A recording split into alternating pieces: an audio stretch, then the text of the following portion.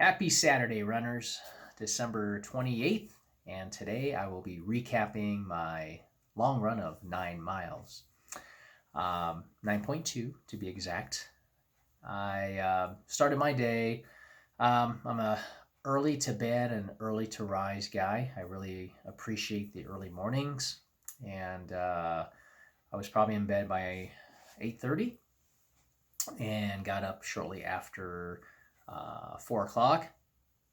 So what is that? 8 hours sleep about? Not too bad, I think. I'm usually between 7 and 8. So my routine before a long run. When I say long run, um, it's all relative, right? I'm training for the Atlanta Half Marathon, which is 9 weeks away, and for me, I'm at 9 miles for the long run. Um, and that's not too bad. It doesn't really demand much for food, if any. Um, but I do like to have maybe a little something in there, usually a banana. Today, I fixed myself half a bagel with peanut butter and a whole banana, and I ate that at 5 o'clock. And I was shooting to eat about 2 hours to 2.5 hours before my run. Um, I made my way out the door, drove over to a park nearby for my route that I had plotted out earlier in the week. And I started my run at, I'm just looking at my data here to be exact, almost 7:30 basically is when I started. And it was about 40, 41 degrees. So it was crisp. I had just a hat, short sleeve compression shirt, and a nice little nice Saucony pullover in bright yellow, shorts, gloves, of course, and my bright yellow Kinvaras, which I'm starting to run now. I've run in my new Kinvaras that I've had for a few weeks. This is probably my fourth or fifth run, and so far so good. I'll talk a little bit more about that here in a bit. But as far as the run's concerned, started out the route that I had planned for the 9 miles involved hills, and obviously that was something I wanted to do. To kind of give you folks, if you're not familiar with the Atlanta Marathon Half Marathon route that's happening here in the first part of February next year, it is a fairly hilly course.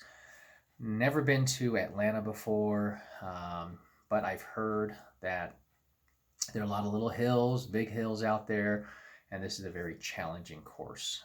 It's also where the Olympic Trials Marathon is going to be held the day before ours. One of the main reasons we are heading out there because we love to watch the um, people, both men and women, compete for a spot on the 2020 Summer Olympics team. So the top three, both men and women, in their appropriate races will earn that spot. So it's definitely exciting to watch. And their course will be pretty tough. They usually do a couple of loops, which benefits spectators like us because we get to see them run around a couple of times. How exciting is it for them? I don't know, but possibly because of all the spectators that will be out. So yeah, so the course that I ran today has some hills, and I'm just looking at my screen here to let you guys know that here in Ahwatukee, where we live, Greater Phoenix, it's pretty hilly, and in our neighborhood, it's pretty hilly. I mean, there's parts of town where it's flat for a little bit, and then you start to climb or drop. Um, I decided to drive out to this park a few miles away, a couple miles really, and then run up a couple of hills. One of the big hills is Up Desert Foothills, and that's about 100 and maybe 100, 150 foot climb and a little over a mile. So it's a challenging course, but it's very important to train with hills. I think regardless of whether the race that you're going to be participating in is a hilly course or even if it's a flat course, If you can do hills, you can run pretty much any course out there. So in this particular case, it definitely benefits me to train on a tough course so that both mentally and physically I'm prepared. So did the run. I didn't really have any particular times or pace in mind, but I had an idea. I put my watch on my cadence view. I've got a couple of views on the watch, but one of them shows my cadence. And of course, as you know, in past videos, I'm working on my cadence and trying to keep that, above 170 and just getting that nice leg turnover going. Of course, it was a little bit tough today, excuse me, because it was chilly, and the first couple of miles, I just felt like I couldn't really get into a groove. And these new Convaras that I'm wearing, bright yellow, it's the first time that I've worn Convaras, and Convaras are pretty light. I want to say that these are probably about 8 ounces, maybe 9.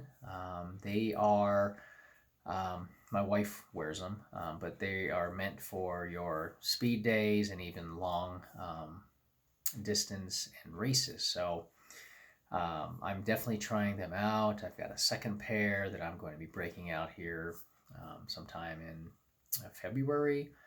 So I want to make sure that they don't pose any problems for me when I'm running. I'm rotating those with another Saucony shoe, the Ride, which is a heavier shoe, about, 10 and a half ounces. I'm a size 9, so that's going to vary depending upon what size you wear for men or women. So it's not a light shoe. It's not meant to be light, but it does have a bit of cushioning. And I'm basically rotating those with my Convaras. I'm going to use my Convaras for speed workouts as well as long runs, and maybe throw it in on like an easier recovery run here and there. Whereas my Rides are going to serve to be worn for my everyday runs and maybe a recovery run. Like tomorrow morning when I do 3 miles, I'll wear the Rides because they provide a little bit more cushion. After running 9 miles in the Convaras, they kind of beat my foot up a little bit. I am feeling a little tenderness, if you will, at the Achilles, just around that left Achilles, as well as the bottom of my left foot, which some of you may not know, but I've had an issue in the past with my left ankle. I fractured it in 1997 while playing flag football. And so I've lost about a degree or so of flexibility, and so when I'm running, I can feel it, especially on the longer distances. So something I need to keep an eye out for, and also make sure that I am rolling and doing all my proper stretches, which I'll admit I didn't do as much today. I just did a little bit here before I shot this video. So definitely something that I need to work on and keep an eye on it. But really good run. My strides per minute was 170, so a little bit lower than I was hoping. I was targeting for about 172, but I'll take 170. In the past, I was right around 166, so I've made some improvements here in the last few months. The uphills were a little bit tough, but I shortened my stride and I kept moving and just remained focused. And when I got to the top of that Desert Foothills, I didn't stop, and I kept running for about a quarter mile, and then that was downhill, and then I turned around and went back up the hill, and then stopped at this trailhead. They've got restroom facilities and a water fountain, so I just grabbed a quick drink of water. I think I stopped for maybe 20 seconds, 30 seconds tops, and then continued back, which was nice because the next mile and a half was nice downhill. And looking at the data here, at that particular point, I was running like an 8:04 pace. At times, I was running like a 7:10, 7:15 for a short burst. So, good run. And then I finished at the park and did 9.2 miles. And felt pretty good overall. So that's the 9 miles. The next week I will cut back my miles a bit.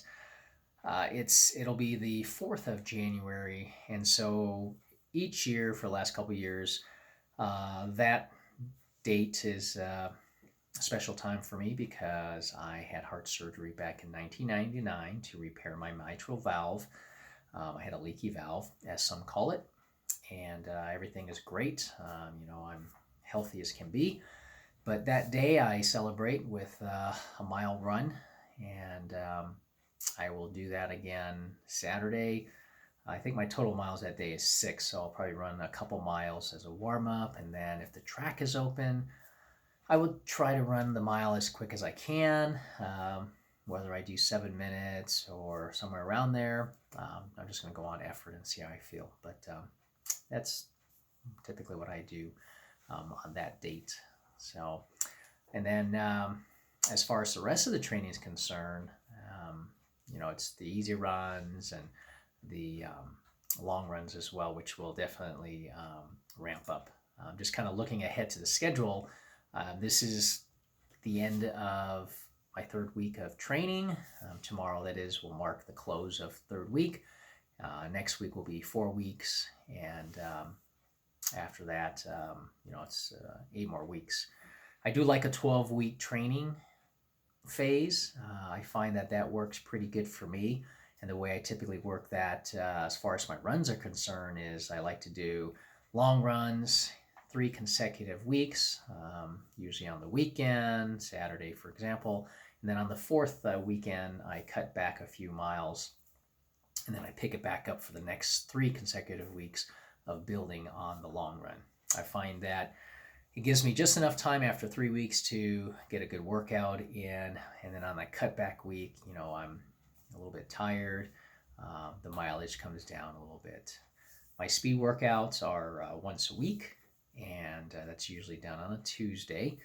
And I try to get to the track when I can, but sometimes it's closed, so I can't make it in order to get to work. So I kind of improvise and go run around different parts of our neighborhood, or I'll go to the gym since they open at 4 o'clock in the morning. So I've got plenty of options there. So anyways, that's it for this particular run.